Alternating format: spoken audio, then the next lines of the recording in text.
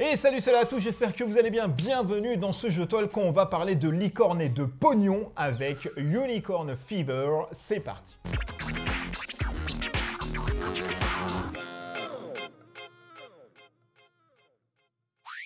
Unicorn Fever, le dernier jeu de chez Horrible Games, distribué par Yellow en français. C'est de 2 à 6 joueurs pour des parties qui avoisinent à peu près une quarantaine de minutes. C'est dispo là, je pense. Oui, c'est dispo parce que je l'ai reçu, du coup c'est dispo. Et ça vaut à peu près une quarantaine, je crois, d'euros au gros maximum. Sachez que c'est un Kickstarter qui a très bien marché. Pourquoi? Parce qu'à l'époque, quand c'est sorti, on parlait de unicorn, donc de licorne et de pognon, et les deux en symbiose comme ça, eh bien ça a fait un gros score au Kickstarter. Mais vous allez voir que c'est un jeu qui n'en demeure pas moins plaisant et très sympathique autour de la table. Le pitch de Unicorn Fever, vous allez jouer comme un marche-arrif, des courses hippiques mais avec des licornes. Alors comment se passent les courses hippiques de licorne parce que vous êtes là avec votre tête de souricate en disant je ne sais pas moi comment ça se passe. Je vais te l'expliquer moi comment ça se passe. Tu sais quand tu as un arc-en-ciel dehors, 9 chances sur 10, tu as des licornes qui foncent comme ça parce qu'à la fin de l'arc-en-ciel, tu as un gros sac de pognon. On ne le savait pas nous ça, parce que nous on est confinés chez nous. Sache qu'à la fin maintenant de l'arc-en-ciel, il y a un gros sac de pognon qui t'attend et l'URSSAF à la fin. Quoi qu'il en soit, c'est un jeu où vous allez faire des courses hippiques, vous allez pouvoir parier, faire des placements au niveau de vos paris ou alors faire des paris gagnants. Et celui qui aura le plus de points de prestige, sera déclaré le plus grand épique autour de la table. Et on se fait ce petit focus autour de la table. Voici grosso modo ce que vous allez avoir dans Unicorn Fever, un jeu, je le rappelle, de Lorenzo Silva et de Lorenzo Tucci Sorrentino. Dans ce jeu de 2 à 6 joueurs, comme je vous l'ai dit, vous allez jouer des licornes. Les licornes vont devoir avancer pour arriver dans la ligne qui se trouve au-dessus. La première étant le gagnant, deuxième, etc. Ça, je ne vous fais pas l'office, vous connaissez le tiercé, le PMU, autant que moi. Dans ce jeu, nous allons faire surtout différentes phases durant notre tour de jeu. On a la phase déjà de préparation, donc chaque joueur va récupérer en préambule 20 pièces d'or, il va ensuite avoir une licorne qui lui est attitrée. Alors vous êtes détenteur d'une licorne, donc déjà c'est hyper sympa et très classe. Par contre, vous n'êtes pas dans l'obligation de parier sur votre licorne. Si vous pariez sur votre licorne et qu'elle arrive premier, deuxième ou troisième, vous gagnez juste un petit boost significatif qui est de 6, de 4 ainsi que de 2. Mais je le rappelle, vous n'êtes pas obligé de parier dessus. Comment ça se passe? C'est le dernier joueur qui est sur la cote. On a un système de cote ici. Donc la dernière licorne va être donnée directement au premier joueur, la cinquième au deuxième, etc., etc. Donc on va dire que moi j'ai la orange, voilà. Je mets ça ici directement et je sais que j'ai ma orange. Ensuite, on a 3 actions à faire. Donc on va faire un tour de jeu, chacun va jouer une action, etc. Et ces actions, il y en a entre guillemets 5 différentes. Il y a l'action de potion qui vous permet, si vous preniez ce petit cadran, etc., de jouer 4 cartes de magie. Les cartes de magie représentent un peu les coups de roublardise, les coups elfiques, en douce et très sarcastiques, que vous allez faire, bien évidemment, aux licornes. Donc les cartes noires, c'est dégueulasse, et les cartes blanches, elles sont très classe. Donc d'ailleurs, c'est bizarre, là, le noir, c'est dégueulasse, et le blanc, c'est bien. Peut-être un truc colonialiste encore ici. Alors du coup, vous allez pouvoir jouer des cartes blanches et des cartes noires. Les cartes noires, c'est les cartes malus, et les cartes blanches, c'est les cartes un peu bénéfiques là-dessus. Donc bien évidemment, toutes les cartes, vous en avez 5 dans la main. Elles se jouent de manière cachée. Personne ne sait ce que vous allez jouer, etc. Donc voilà, pour l'exemple, on va mettre que sur El Furantano, je vais jouer une carte. Sur Frankie Flocon, je vais jouer une autre carte. Sur Mélodie la Douce, une autre carte. Sur Hilda la Rabat-Joie, 2 cartes. Comme ça, je suis tranquille et je recomplète toujours ma main pour arriver à 5 cartes directement. Ça, c'est une action.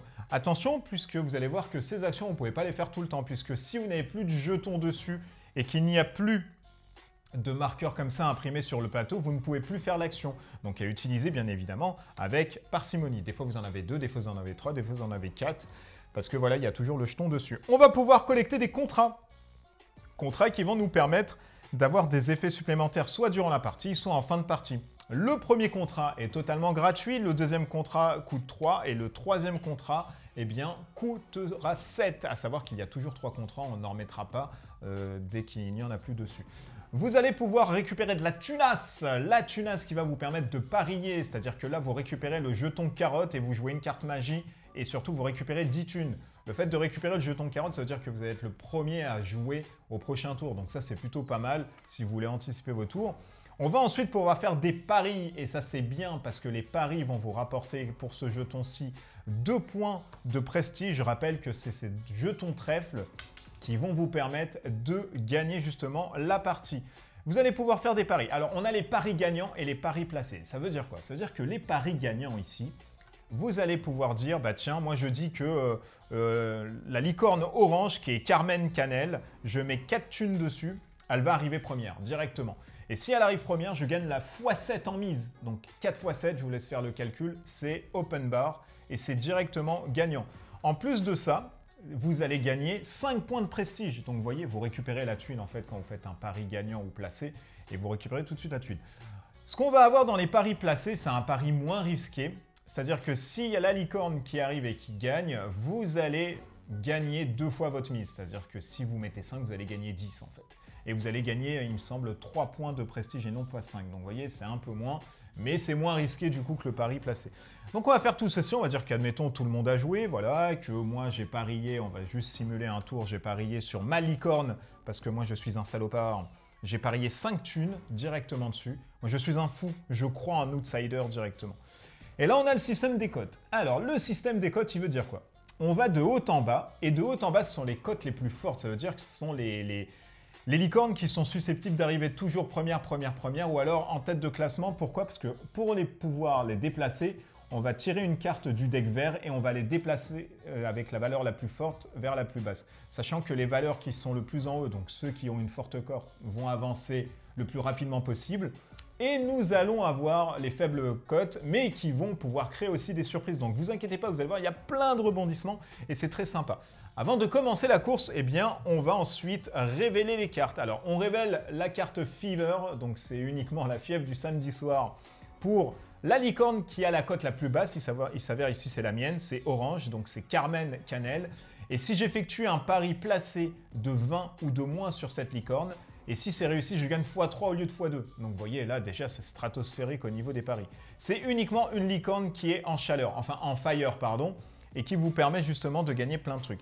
À côté de ça, ben, on va retourner ensuite les cartes. Donc on a joué une carte sur Frankie Flocon, qui est une carte blanche, Impulsion Corsée.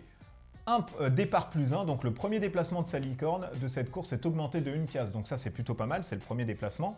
Ensuite, on va avoir une carte noire, arrêt sur la ligne d'arrivée pour El Furuganto. Ça veut dire quoi? Lorsque cette licorne atteint la ligne d'arrivée, elle s'arrête immédiatement, donc elle ne peut pas se déplacer en plus. Vous allez voir, il y a un impact là-dessus sur les égalités.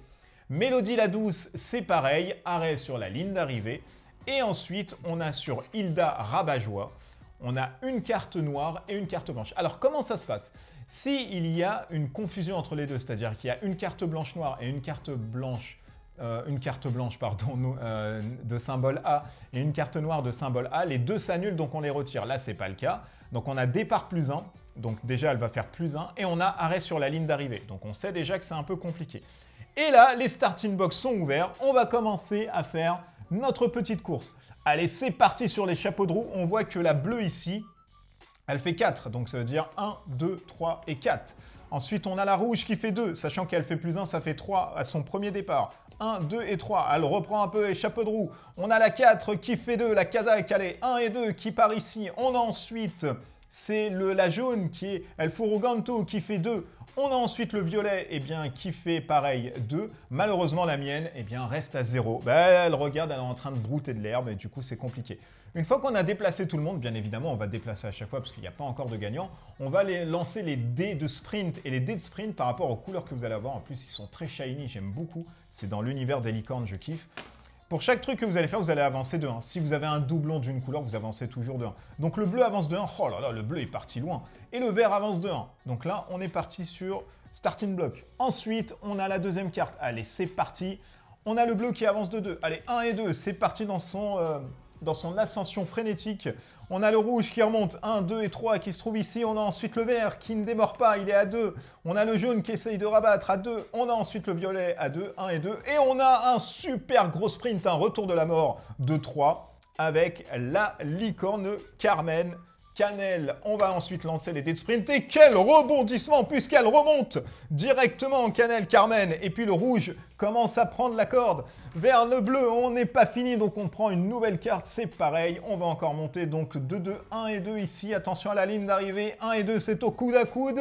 On a ensuite 2 avec le vert. On a ensuite 2 avec le jaune et on a un de chaque côté. Attention, le sprint va peut-être démarquer les choses et créer la surprise. Eh bien, on a un sprint, hop, du rouge. Oh là là, alors là, c'est vraiment l'ascendant psychologique qui va gagner entre Frankie Flocon ainsi que Hilda la Rabat-Joie. Les deux se sont au coude à coude. On retire encore une carte, donc on est du coup à 2, 1 et 2 sur la ligne d'arrivée. On a ensuite 1 et 2 et c'est bien évidemment Frankie Flocon qui passe en première.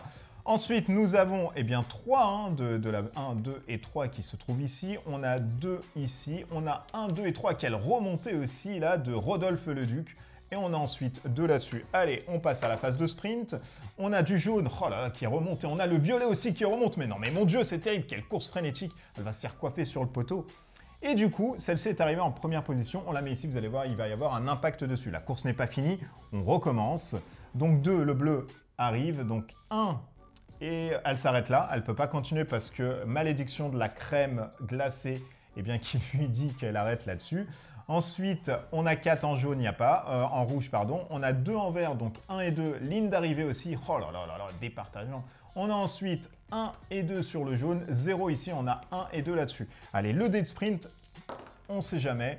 On a du rouge et du bleu. Le bleu ne peut pas passer ici, il s'arrête là-dedans. Et bien du coup, hop, le bleu étant en première position, ben, égalité, il arrive là. Ensuite, c'est le vert qui arrive ici. On va ensuite relancer eh bien, une autre carte. Donc là, 3, 3, 3. Donc qui arrive, donc elle va faire 1 et 2. Ensuite, moi, je fais 1 et 2. Ah, j'ai perdu. Et ensuite, je vais faire 1 et 2. Attention au dé de sprint. Et là, on a le violet qui passe la ligne d'arrivée. Donc le jaune arrive en 4e position, le violet arrive en 5e position et orange pardon, en 6e position. Alors moi déjà j'ai perdu mes paris là-dessus, donc ça c'est fait. Ça part directement à la poubelle entre guillemets. Donc j'ai pari, hop, j'ai enlevé ça directement. Ensuite, on regarde bien évidemment tout ceci. Si il y a une licorne qui est arrivée au-dessus de sa cote, c'est-à-dire eh bien, le rouge qui était en 2e est arrivé en première position, sa cote augmente, ben, bien évidemment parce qu'elle gagne, donc il n'y a aucun problème, elle est maintenant à x2. Le bleu, elle, sa cote, elle baisse du coup parce qu'il est en dessous. Ensuite, le vert, bah, pareil, il est 3e, c'était là. Le jaune, pareil. Le violet, pareil. Et le orange, pareil. Donc, il y a un système de cotation qui permet aussi de rentrer. Donc, ça, c'est plutôt pas mal. Et ensuite, on met le rond à 2 et puis on recommence tout ceci. Alors, bien évidemment, attention. Attention, pourquoi ? Parce que par rapport aux jetons prestige que vous allez avoir, vous allez devoir payer. En fait, c'est un peu la vie mondaine que vous avez autour de ce petit monde. Et vous allez devoir payer le nombre de prestiges que vous avez en or. Si vous ne pouvez pas, il y a toujours la pègre elfique. La pègre elfique qui vous permet soit de prendre un prêt de 20 pièces d'or. Attention toutefois, en fin de partie, il va falloir les payer pour pouvoir se défausser de cette carte avec des intérêts, c'est-à-dire 25 pièces d'or à rembourser. Quelle saleté les elfes. Ou alors vous prenez 2 prêts. Ça peut aller jusqu'à 40 pièces d'or, mais vous allez rendre 50. Ça a un intérêt considérable. Pourquoi? Parce que vous allez me dire, je m'en fous, moi je vais payer, j'ai jamais les réglés. Attention, il y a des représailles en fin de partie. Si vous êtes en tête avec le taux de prestige, par exemple, je sais pas, vous avez 15 et qu'il y a quelqu'un qui a 14, mais que vous avez une carte de prêt ou plus, vous passez directement en dernier.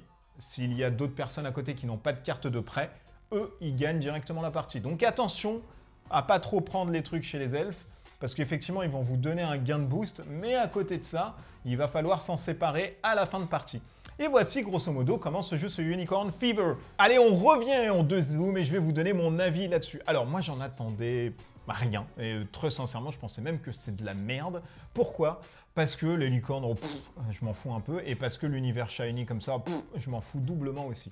Mais il y a mon ami Johan Museau, que je salue d'ailleurs, qui doit regarder et qui va mettre un commentaire parce que je l'ai cité, qui lui a fait une partie là-dessus. Et je lui ai dit, oh, bah alors, est-ce que c'est bien machin? Ma foi, c'est génial et tout, tu vas voir, c'est stylé. Donc, sachant que moi, je suis un vide Clorport, j'ai demandé directement à Yellow de me l'envoyer, au lieu de l'acheter, bien évidemment. Et du coup, ils m'ont dit, bah oui, ok, vas-y, tiens, vas-y, fais.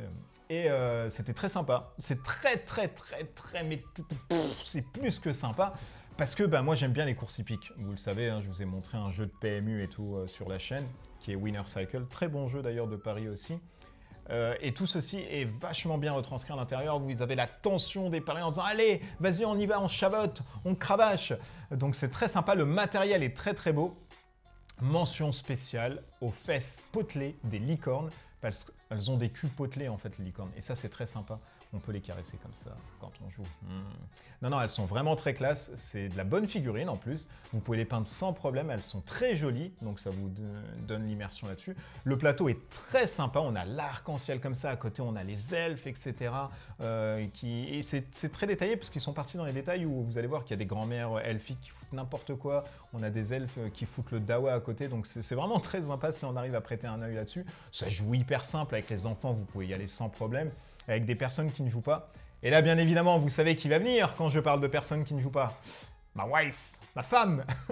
Du coup, qui a beaucoup aimé. Pourquoi? Alors, elle, voilà, elle joue pas tellement, elle joue même pas du tout. Mais elle a bien kiffé parce que bah, les licornes, elle aime pas plus que ça comme moi, mais elle s'est dit, ah tiens, c'est joli, fais voir et tout. Elles sont marrantes, leurs fesses, pourquoi elles s'est potelées comme ça? Je lui ai expliqué le truc, elle m'a dit, ok, c'est simple. Donc, il y a juste un système de comptage. Et la phase la plus importante, en fait, pour elle, c'est quand c'est la course. Alors là, quand c'est la course...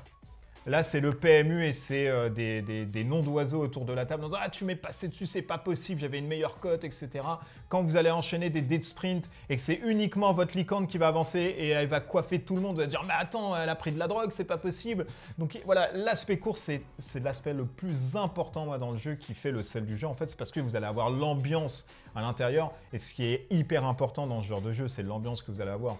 Les paris se font hyper vite en disant « Ah, toi, tu fais quand même un pari placé. Ouais, moi, je m'en fous. Je sais qu'elle va arriver. J'ai le nez. » Et du coup, voilà, il y a plein de choses qui se mettent en place. Et quand vous perdez, comme moi ici, où j'ai dit j'ai le nez sur la dernière, bah non, j'ai rien du tout. J'ai ni de chance et ni de nez à ce genre de jeu. Mais c'est pas grave, parce qu'on se raconte quand même une histoire. Les points négatifs qu'on va avoir dessus, bah, c'est le hasard. Le hasard des dés qui fait le sel du jeu, mais qui va faire aussi eh bien, votre malédiction. Pourquoi? Parce que... Bah, si votre carte n'avance pas, parce qu'elle vous dit que vous voyez, moi, le premier tour, j'ai fait 0, bah voilà, tant pis 0, mais vous le savez en même temps. Vous savez que si vous pariez sur un outsider, c'est compliqué de le remonter. C'est pas impossible, hein, ça arrive aussi, mais c'est compliqué. Donc bah voilà, c'est un peu chaud. Les dés sont hyper sympas parce qu'ils pallient un peu là-dessus, mais ils vous donnent la malédiction bah, d'avoir des jets de dés de merde. Et puis vous allez aussi vous faire pourrir avec des cartes. Très sympas ces cartes-ci, qui vont permettre de s'annuler s'ils ont la même lettre et ils sont de couleurs différentes, donc noir et blanc, si c'est du A, ça s'annule, mais qui vont vous permettre aussi de prendre certains ascendants. Donc vous voyez, s'il y avait un départ de +1, eh bien sur la licorne orange, eh bien elle aura avancé de +1, vous voyez. Donc il y a des petits trucs à faire sur le niveau de la magie, d'essayer de capter un peu, mais vous pouvez vous faire pourrir aussi par les autres, il faut aussi le savoir. Sinon, franchement, il n'y a rien à redire, c'est très sympa. Si vous cherchez une sorte de party game avec des petits placements, des petits choix stratégiques à faire, c'est très sympa. C'est pas si cher que ça, il y a du beau matériel. Ça fait hyper plaisir d'avoir un jeu comme ça. Donc Unicorn Fever, moi je recommande vraiment. Si vous êtes comme moi, l'âme d'un parieur et vous voulez pas vous prendre la tête à jouer comme ça, surtout avec des personnes qui ne jouent pas, vous pouvez les faire rentrer dans le jeu très facilement avec ça. Je talk terminé, j'espère qu'il vous a plu et qu'il vous a permis de bien rire sur ma gueule quand j'ai bien perdu avec ma licorne. N'hésitez pas à poster des commentaires si vous voulez savoir d'autres choses ou partager des sentiments de jeu là-dessus ou vous dire si c'est bien ou pas du tout.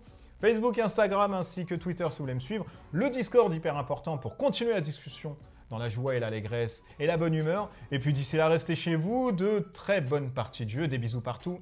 Ciao ciao.